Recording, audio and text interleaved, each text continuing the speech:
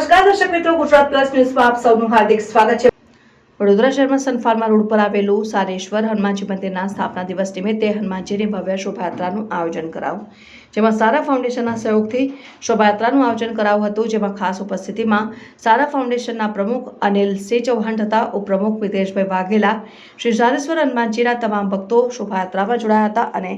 હનુમાનજીની શોભાયાત્રા સનફાર્મા શ્રી સારેશ્વર હનુમાનજી મંદિરથી નીકળી સનફાર્મા વિસ્તારમાં ફરીને સારેશ્વર હનુમાનજી મંદિર ખાતે પૂર્ણ કરવામાં આવ્યું, જેમાં મોટી સંખ્યામાં શોભાયાત્રામાં ભક્તો જોડાયા હતા। જેની વધુ માહિતી સારા ફાઉન્ડેશનના પ્રમુખ અનિલ સિંહ ચૌહાણ મીડિયા સમક્ષ માહિતી આપી હતી, જેમાં ઠેર ઠેર શોભાયાત્રાનું સ્વાગત કરાયું।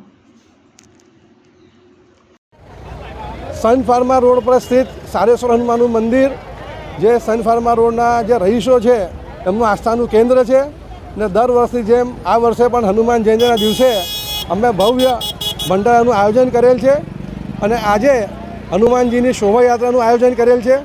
જેમાં ખાસ અહીંના રહીશો, અહીંના બાળકો વેશભૂષામાં વિવિધ વેશભૂષામાં બધા આવેલ છે અને ઊંટ ગાડી, ઘોડા ગાડી, બળદ ગાડી એવી રીતે અલગ અલગ વિવિધ સાંસ્કૃતિક કાર્યક્રમોનું આજે આયોજન કરેલ છે અને આજે અમે સુંદરકાંડમાં ભવ્ય આયોજન કરેલ છે।